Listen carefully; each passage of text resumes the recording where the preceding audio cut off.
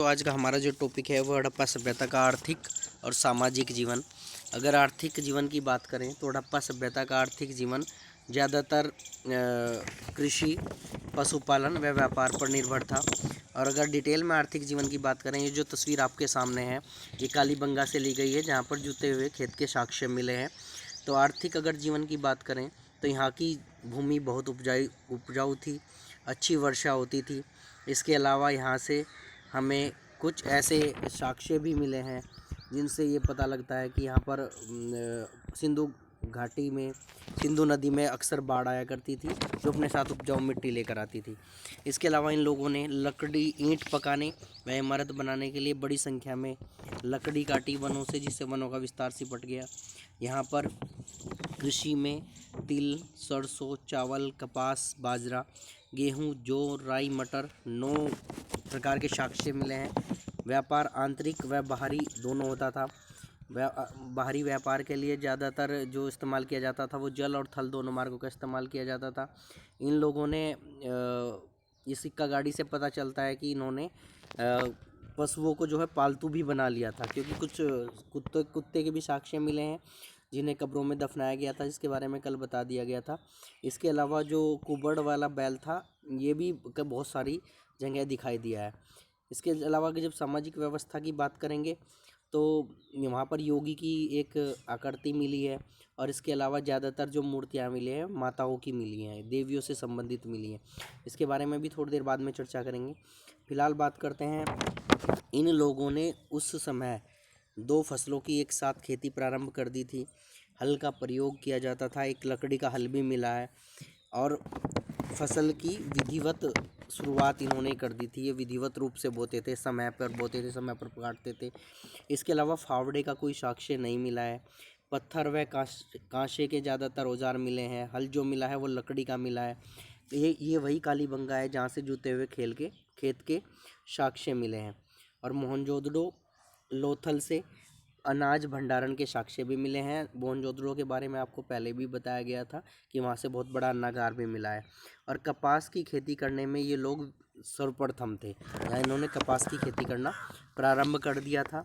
इसके अलावा फल में तरबूज, खरबूजा, नारियल, अनार, नींबू, केला, इनसे ये परिचित थे, ऐसे प्रमाण मिले हैं। पशुपालन में ये गाय, भैंस, भेड़, बकरी, कुत्ता, खच्चर, इनको पालतू बना दिया था। इसके अलावा हाथी के भी पालतू बनाने के कुछ साक्ष्य मिले हैं, लेकिन घोड़े के पालतू बनाने के कोई साक्ष्य नहीं मिले हैं। लोथल व रंगपुर से घोड़े की मूर्ति मिली है। चावल के साक्ष्य भी यहाँ से मिले हैं।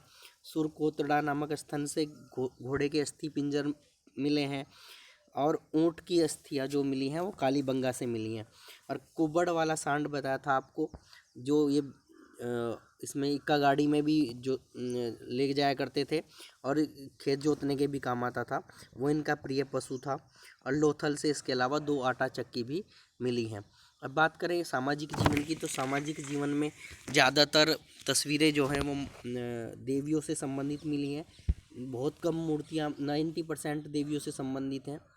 आप देख सकते हैं कि इनकी जो वास्तुकला है और शिल्पकला है वो कितनी उच्च कोटि की थी, वो पहले भी देखा है आपने। और ये एक योगी की आकृति भी मिली है, और बहुत कम मात्रा में यहाँ से देखने को मिलते हैं ये इस तरह की आकृतियाँ। माताओं की आकृति ज़्यादा मिलती है। अतः कहा जा सकता है कि समाज जो 2 प्रकार का होता है, मातृ सत्तात्मक और पितृ सत्तात्मक, उसमें इनका जो समाज था वो ज़्यादातर मातृ सत्तात्मक।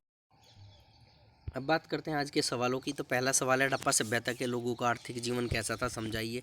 आर्थिक जीवन के बारे में अगर कुछ भी पूछ लिया जाए तो इस प्रकार से आंसर देंगे। प्रश्न नंबर 13, आर्थिक जीवन जो है हड़प्पा सभ्यता के लोगों का आर्थिक जीवन अनेक व्यावसायिक गतिविधियों पर आधारित था, जो निम्नलिखित है। अभी बताया था आपको, इनका जो आर्थिक जीवन है वो कृषि, पशुपालन और व्यापार पर निर्भर था। तो कृषि में लिख देंगे, हड़प्पा सभ्यता कृषि आधारित थी। ये गेहूँ, जौ, धान, बाजरा, कपास, दाल, तिल आदि की खेती करते थे। 9 प्रकार की खेती ऊपर भी बताई गई है, उसे भी जोड़ सकते हैं। इसके अलावा ये भी लिख सकते हैं कि ये दो प्रकार की 2 फसलों को एक साथ उगाना इन्होंने सीख लिया था, और ये यहाँ की भूमि बहुत अधिक उपजाऊ थी। पशुपालन के साक्ष्य मिले हैं। पशुपालन इनका दूसरा प्रमुख व्यवसाय था।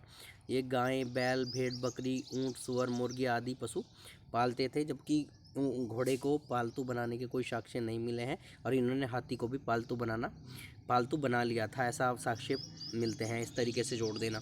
यहाँ के निवासी देश व विदेश से व्यापार करते थे। सोना, चांदी, तांबा, कीमती पत्थर व मूर्तियों का विदेशों से आयात किया जाता था। लोथल इनका प्रमुख बंदरगाह था। इसके बारे में पूर्ण रूपेण आपको चर्चा करके पहले भी बता दिया गया है।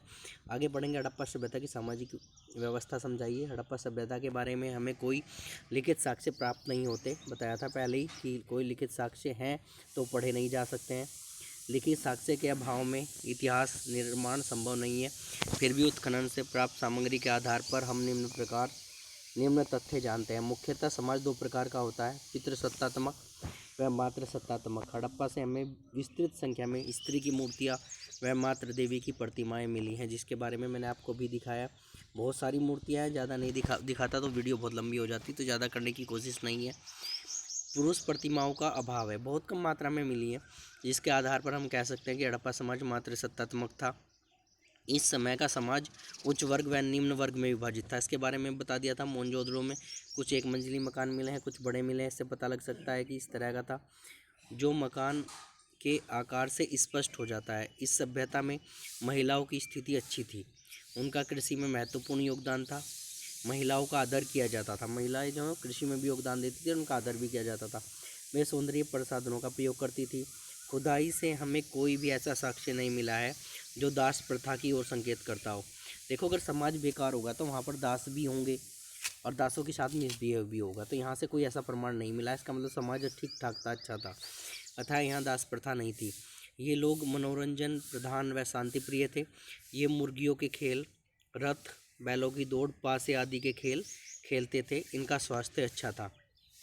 महामारी की भी कोई जानकारी प्राप्त नहीं होती। केवल एक वही कि मोहनजोदड़ो से एक घर से 14 नरकंकाल मिले हैं, तो लगता है कि महामारी रही होगी, लेकिन कोई विस्तृत जानकारी नहीं है। न ही यहाँ हिंसक गतिविधियों के प्रमाण मिले हैं। यहाँ का समाज देशी व विदेशी सभ्यताओं से उच्च स्तरीय सामंजस्य रखता था। वह को हटा देना।